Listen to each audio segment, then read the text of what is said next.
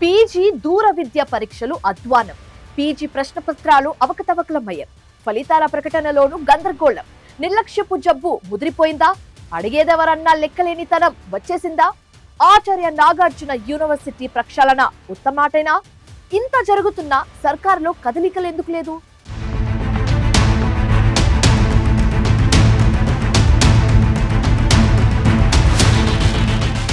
తప్పు చేసి ఆ తప్పును సాక్ష్యాధారాలతో నిరూపించినా తమ తప్పేమీ లేదని పిడివాదం చేసేవారు కొందరుంటారు. ఆ తప్పును కప్పిపుచ్చుకోవడానికి మరెన్నో తప్పులు చేస్తూ పోతారు. ఒక అబద్ధాన్ని నిజమని చెప్పడానికి 100 అబద్ధాలైనా చెబుతుంటారు. పొరపాటు చేయడం, తప్పులు జరగడం మానవ సహజం. అయితే ఆ తప్పును సరిదిద్దుకునే దిశగా అడుగు ముందుకు వేయడం, భవిష్యత్తులో మళ్లీ జరగకుండా జాగ్రత్త పడడం ఉత్తముల లక్షణం అనేది పెద్దల మాట. కానీ కొందరి వ్యవహారం ఏం చేసినా తోకవంకరన్నట్టే ఉంటుంది.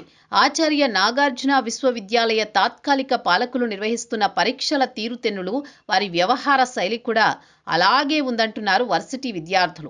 ఏడాదిన్నర కాలంగా ఆచార్య నాగార్జున విశ్వవిద్యాలయంలో జరిగిన అవినీతి, అక్రమాలు, పరీక్షల నిర్వహణను ఓసారి పరిశీలిస్తే తాత్కాలిక పాలకుల లెక్కలేనితనం అర్థమవుతుంది. 5 దశాబ్దాల ఘన చరిత్ర కలిగిన ఆచార్య నాగార్జున యూనివర్సిటీ గత 18 నెలలుగా కొందరి పదవీ కాంక్ష, వ్యక్తిగత స్వార్థంతో నవ్వుల పాలవుతోందని అంటున్నారు. దానికి ప్రత్యక్ష ఉదాహరణే వర్సిటీలో పరీక్షల నిర్వహణ తీరు. 5 దశాబ్దాలుగా ఎన్నో విద్యా కేంద్రాలకు మార్గదర్శిగా నిలిచిన ఆచార్య నాగార్జున విశ్వవిద్యాలయం ఇటీవల వివాదాలలో కూరుకుపోతోంది.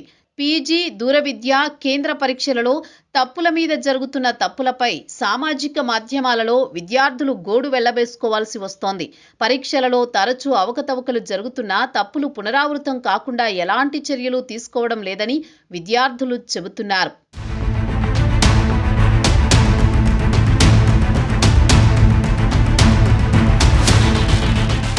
గత సెప్టెంబర్లో జరిగిన Acharya Nagarjuna university PG professional కోర్సుల పరీక్షల్లో ప్రశ్నాపత్రాల అవకతవకలు, లోటుపాట్లపై అనేక వాస్తవాలు అప్పట్లోనే వెలుగులోకి వచ్చాయి. అప్పటి పరీక్షలలో వర్సిటీ యంత్రాంగం వివరణ ఇచ్చినట్లు కేవలం ఒక ప్రశ్నాపత్రానికే ఈ వ్యవహారం పరిమితం కాలేదంటున్నారు విద్యార్థులు. పీజీ పరీక్షల సమన్వయకర్త సొంత విభాగమైన రసాయన శాస్త్ర ప్రశ్నాపత్రం కూడా మోడల్ పేపర్ మాదిరిగా గందరగోళంగా రావడం వర్సిటీ నిర్లక్ష్యాన్ని కళ్లకు కట్టింది. ఎంకామ్లో ఒకే ప్రశ్న 3 సార్లు రిపీట్ కావడం నిర్లక్ష్యానికి పరాకాష్ట. నియమ నిబంధనలు, ప్రాథమిక అంశాలు పొందుపరచకుండా చేతి రాతతో ప్రశ్నాపత్రాలు ఇవ్వడం అప్పట్లో సంచలనంగా మారింది.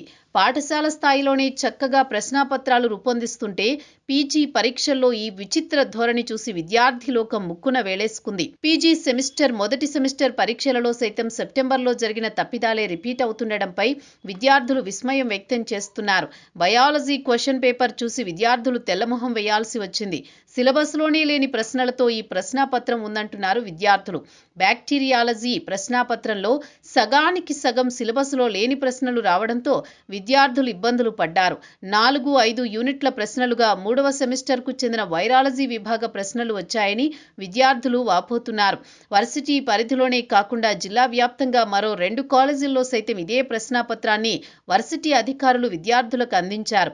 ప్రశ్నాపత్రం అస్తవ్యస్తంగా, తప్పుల తడకగా ఉందంటూ విద్యార్థులు యూనివర్సిటీ అధికారుల దృష్టికి తీసుకువెళ్లారు.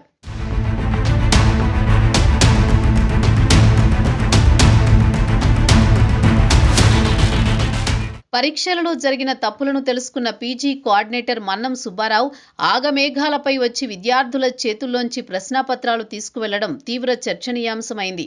అనుభవజ్ఞులైన ఆచార్యులు ప్రశ్నాపత్రాలు రూపొందిస్తే ఇలాంటి తప్పిదాలు జరిగే ఆస్కారం తక్కువ. అందుకే అసలు ఈ ప్రశ్నాపత్రాలను ఎవరు, ఎప్పుడు, ఎక్కడ రూపొందించారు, దానికి ఎంత చెల్లించారనే దానిపై విచారణ జరపాలని విద్యార్థి సంఘాలు డిమాండ్ చేస్తున్నాయి.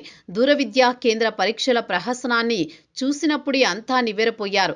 చూచిరాతలకు యూనివర్సిటీ అధికారులే మెటీరియల్ అందించినట్లు జరిగాయి డిస్టెన్స్ ఎడ్యుకేషన్ ఎగ్జామ్స్. కొందరు సెల్ ఫోన్లు పెట్టుకుని పరీక్షలు రాస్తే ఒకరి బదులు మరొకరు పరీక్షలకు హాజరైన వ్యవస్థని భ్రష్టు పట్టించారు. ఇంత జరిగినా యూనివర్సిటీ అధికారులు అసలు ఏమీ తెలియనట్లు, ఏ తప్పులు జరగనట్లే ఉండిపోయారు. ప్రతి సంవత్సరం నియమ నిబంధనలను అనుసరించి పరీక్షల కోఆర్డినేటర్ రాష్ట్రంలోని ప్రతి జిల్లాకు వర్సిటీ నుంచి 2-3 ప్రొఫెసర్లను తనిఖీ బృందాలుగా పంపాల్సి ఉంటుంది. అయితే ఈ ప్రక్రియను కాదని ఓ అధికారి సన్నిహితులైన 3 తనిఖీ బృందంగా నియమించి వారితోనే రాష్ట్రమంతా తనిఖీలు చేయించాల్సిన అవసరం ఏమిటన్న ప్రశ్న తెరపైకొచ్చింది. పైగా ఎంపిక చేసుకున్న కొన్ని కేంద్రాల్లోనే తనిఖీ చేయడంలో ఆంతర్యమేంటో ఆ అధికారికే తెలియాలి.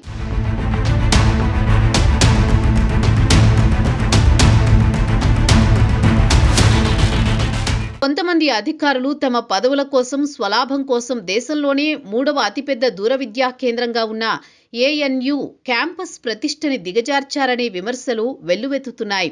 పారదర్శకత పేరుతో హడావుడి చేసే అధికారి తనకు FAC/VCగా అవకాశం కల్పిస్తే మరిన్ని సంస్కరణలు తెస్తానని ప్రభుత్వ పెద్దలను నమ్మించే ప్రయత్నం చేస్తున్నట్లు ప్రచారం జరుగుతోంది. ఆ అధికారి తీరు ఇప్పటికే కంచే చేను మేసినట్లు ఉందని వర్సిటీ ఉద్యోగులే చెవులు కొరుక్కుంటున్నారు. పరీక్షలు జరుగుతున్న తీరుపైనే కాకుండా ఫలితాల విడుదలపై కూడా వర్సిటీ విద్యార్థులు ఆందోళన వ్యక్తం చేస్తున్నారు. ఎన్నోసార్లు సెమిస్టర్ ఫలితాలను ప్రకటించినట్లు అధికారులు చెబుతున్నా రీవెరిఫికేషన్కి చివరి తేదీ సమీపించిన వెబ్సైట్లో మార్కులు అప్లోడ్ చేయలేదని చెబుతున్నారు. దీంతో పాస్ అయ్యామో లేదో, ఎన్ని మార్కులొచ్చాయో లేదో కూడా నిర్ధారణ కావడం లేదని ఆవేదనకు గురవుతున్నారు. అక్రమాలకు తోడు నిలువెత్తు నిర్లక్ష్యంతో ఆచార్య నాగార్జున యూనివర్సిటీ విద్యార్థులు త్రిశంకు స్వర్గంలో ఉండాల్సి వస్తోంది. 18 నెలలుగా తాత్కాలిక పాలనలో ఇలాంటివెన్నో జరిగాయని విద్యార్థులు అంటున్నారు. ఓ ప్రతిష్టాత్మక ప్రాంగణంలో తప్పుల మీద తప్పులు జరుగుతున్నా ప్రభుత్వ పరంగా ఎలాంటి చర్యలు లేకపోవడమే విద్యావేత్తలు ఎవరికీ అంతుపట్టడం లేదు.